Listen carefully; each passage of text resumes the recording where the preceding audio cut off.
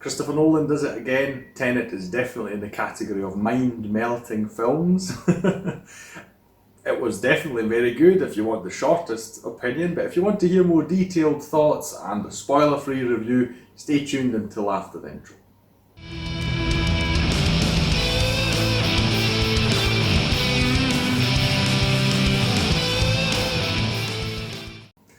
Hi, my name is Stuart. Welcome to another review video on my channel. It was really strange going back to the cinema for the first time after 6 months. I actually checked on my channel to see which one was the last film that I saw in the cinema. I obviously shared it with you guys, and that was The Gentleman by Guy Ritchie. If you haven't seen that, I want to hear what I thought about it. Very good film, by the way. You can click on the link here above me to see that.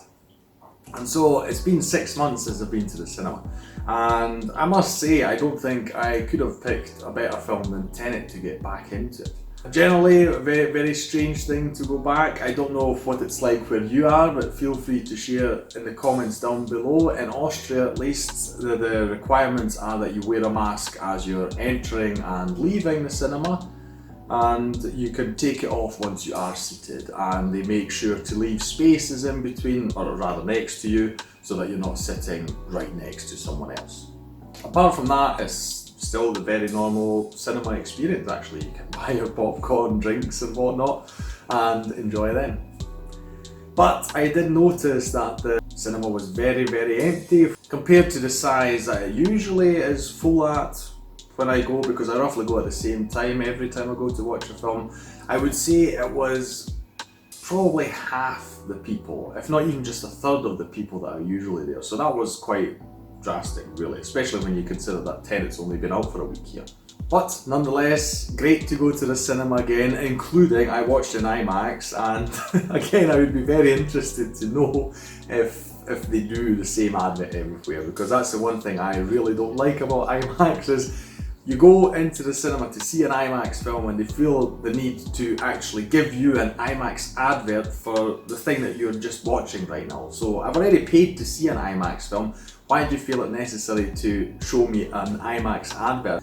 I'm already a fan of your product. There's no need to advertise it in the product that I'm consuming, which is yours. You know, so, and it's great when you see it the first time, when they go, you can hear the sound from here, here and here, or when they go, we can take you from a pin drop to the noise of a jet engine. I mean, it's very great the first time round, but at least here in Austria, I've been seeing this advert every single time I go to see an IMAX film, so for the past years. And whenever a film comes around like Tenet, I typically watch them in IMAX. If I know they've got a visual aspect that I'll enjoy, I'll go for IMAX. Anyway, enough of that. It's just one of these annoyances that I have. It's funny every time. My brother, he's very amused every time I have a go at this concept, because it's just so annoying sometimes. Anyway, so the film itself, Tenet. Very interestingly, I didn't know John David Washington, who is the protagonist of this story. I saw while doing some research today that he stars in BlacKkKlansman, which coincidentally is a film that I really want to see. It's on my watch list. Very excited for it. Now even more so because I've seen him in Tenet and I really liked his performance. I'm actually, to be perfectly honest, very jealous of his beard. It's so neatly trimmed and it's so full. I would love to have it myself. But it's a great performance. I liked it. He gets to do quite a lot as an actor. Very action heavy, of course. I'm obviously staying spoiler free, but I feel that they are advertising it as a spy film, so I don't think that's a spoiler at this point. And he does very well in this sort of James Bond-esque role, I'll call it. He's accompanied by Robert Pattinson, which was also very interesting for me to see. This is the first film of this type, I'll call it, that I've seen him in, and watching his performance, it's definitely made me look forward to the Batman a lot more. Not that I had any doubts, but just seeing him in an actiony role, serious and all these things, it makes me very hopeful. And I never actually realised how he seems to be quite tall, Robert Pattinson, so that for the Batman as well will be a good fit, I feel. The female lead is played by Elizabeth Debicki, who I've seen in a few productions over the years. Does a great job as well, although I do feel that I've seen her in this type of role a bit quite often already, so yes. I would like for her to be offered something maybe a bit different. I'll call it, well, sort of the damsel in distress. I mean, she's not helpless, but she's in this difficult situation that she needs to be saved from. And yeah, I felt like I've seen this from her before, so it's a great performance, don't get me wrong. It's just that for her sake, I hope that she also gets different roles so that she isn't shoehorned into this type of character. One thing that's funny about Christopher Nolan is he likes to reuse actors a lot, which I believe is quite well known by now. I'm not quite sure, I'd have to count, but I believe this will be the 7th film maybe, where he's used Michael Caine, which is, I mean, I like Michael Caine. Or funny tidbit there, my uncle says if you want to know how to pronounce the name, you just say my cocaine, as in the drug, and then you'll get the exact pronunciation that he himself was, Michael Caine. That's exactly how he talks. Anyway, it was very pleasing to see him in this film as well. He's got a nice wee small role, which was very amusing. And various other people pop up as well. I won't spoil them for you. To just give a very basic overview, it is a spy film, but if you have seen Christopher Nolan films, and I will admit I am a big fan of his, it seems that I don't know what it is, if he gets bored with it or he just doesn't like it, sort of linear concepts, linear stories. I don't think he's a big fan of them, so he's always trying to look at ways how he can turn it into something completely different and it's stray off from where you believe the story is going to go. So he's got all these elements in it. If you look at Interstellar, for instance, or Inception, you've got all this sort of semi-sciencey fantasy stuff that he puts in there, which I love, and so I expected, and the posters and trailers, they do imply this very heavily as well, so he does it in this film as well. I actually had a bit of a fear going into it that would be maybe too similar to Inception, that I would sit there going, well, I might as well just watch Inception instead because it might even be better. But luckily it's very different to Inception, so I don't feel that you can really compare the films, or at least see them as one being a copy of the other. And I won't go into details of what it is that he puts in this film because, to be perfectly honest, there'll first of all be YouTube videos out there that do a lot better job at explaining it than I will, and second of all, it'll just be too spoilery, so I won't go into it. But again, if you've seen Christopher Nolan films, you expect that there'll be something that's not quite what it seems to be in the first place. I mean, even Dunkirk, he went into it with all these different timelines and that, so it's never straightforward with him. The concept itself, without spoiling it, is really grand in scale. It's very big, and it starts off very easy to understand. You're introduced to it actually in the start of the film pretty much, and then later on it gets more complex, and once it takes off, I was sitting in the cinema myself, I must admit, I was sitting there going, wait a second, I need a moment here, you know. But that's a good thing, I like that, because I like thinking about these weird concepts that are so out there. And I must admit, obviously I don't have a science degree of any kind, but to me it's great how it all makes sense. I mean, even now, today, I'm thinking about certain scenes and wait a second, how does that work? Why does that make sense?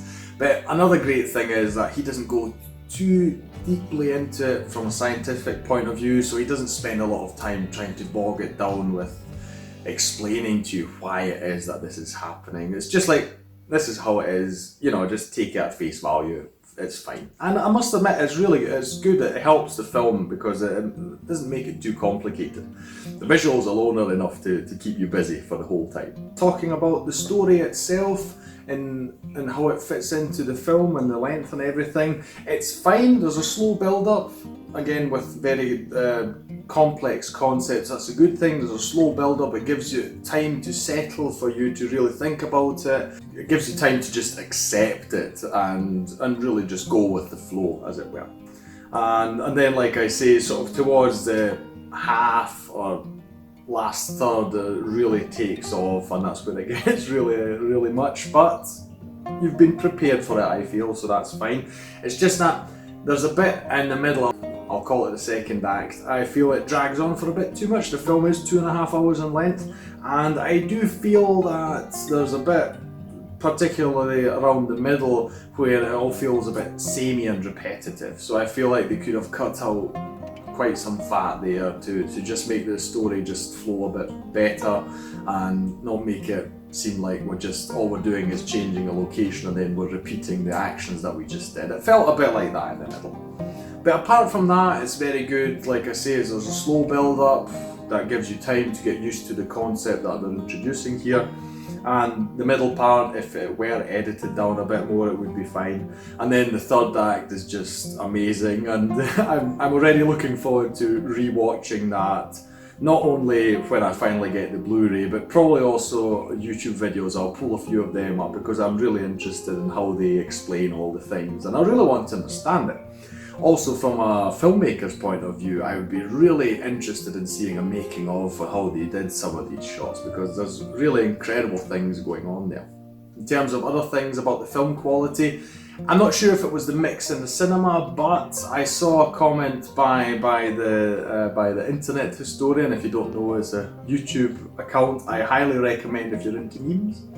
And there was something along the lines of there's a problem with the mix, there's so much mumbling going on in that. And I fully agree, because it was the same here as well. The music was far too loud in the mix, on top of the actors mumbling, and quite a few bits of the dialogue I just didn't catch just because of the sound levels that were going on. I found that quite irritating. Like, there was one joke going on, my brother got it. I didn't even know what he was laughing about, because I was watching the screen. I was even reading the guy's lips, but I just couldn't understand what he was saying, and that's a bit silly. I don't quite get why they did that. I'm a big fan of the music. What was surprising there was I'm used to Hans Zimmer doing Christopher Nolan's music for him, and here I saw it wasn't him, it was Ludwig Göransson, and I'll say straight away he does a magnificent job. The music itself is great, and many times it's got this sort of pulse going on, and you get this sense of urgency, because that's obviously what it's about, and the world's at stake here. So the music overall is really, really good. I enjoyed it very much. There were I felt at times some sort of slight industrial things mixed into that. I am a fan of industrial music, so that worked very well for me. But again, coming back to it, the mix was just off. The music sometimes just far too loud so that you couldn't hear the actors speaking, and that was a very strange choice. This is a bit like, obviously, again, Christopher Nolan, Dark Knight Rises with Bane, with Tom Hardy, where people were saying they've got trouble understanding him there. At least there you've got a mask. Here it was just normal people that you sometimes had trouble understanding. Anyway, so I do hope that when they release it on Blu-ray, they go back to the mix and redo it a bit, so that we can just get a more balanced volume level all throughout the film. So overall, a fantastic film. If you like Christopher Nolan, you will enjoy this one as well, especially if you're into his more scientific concepts that he puts into his films. Generally, the story's good, the characters are great, the actors are great, the music's great. Like I say, it could be edited down a bit, trim a bit of the fat that's there.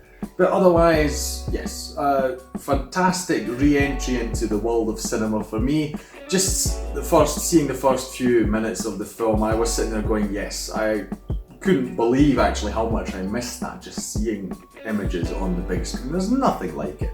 I've got a big TV at home and I love that as well, but nothing replaces that feeling when you're watching it on the actual big screen.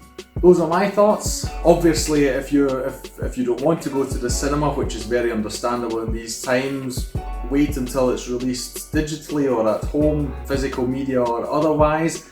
Absolutely, got nothing to say about that, but I would recommend that you do watch the film whenever it's possible for you. Let me know in the comments down below if you've seen the film. Please don't share any spoilers, but let me know your thoughts, or if you want to do the spoiler thing, you can send me a message, a private message on any of my social media platforms, contacts. You can do that, of course. Like I say, I love the film and its concept, and I'll be checking out some more videos about it, so I definitely love talking about it. If you like and share this video, that would help the channel out, of course. Subscribe for more videos, more coming as always, of course, especially now that the cinema is slowly starting up again. It gives me opportunity to do more right now relevant films, of course. Unfortunately, I don't have all the material that I usually use showing alongside me, so I can only use the trailer and other things, but still, it's nice to talk about films that are coming out right now. And that's all from me. I look forward to seeing you in the next video. Take care.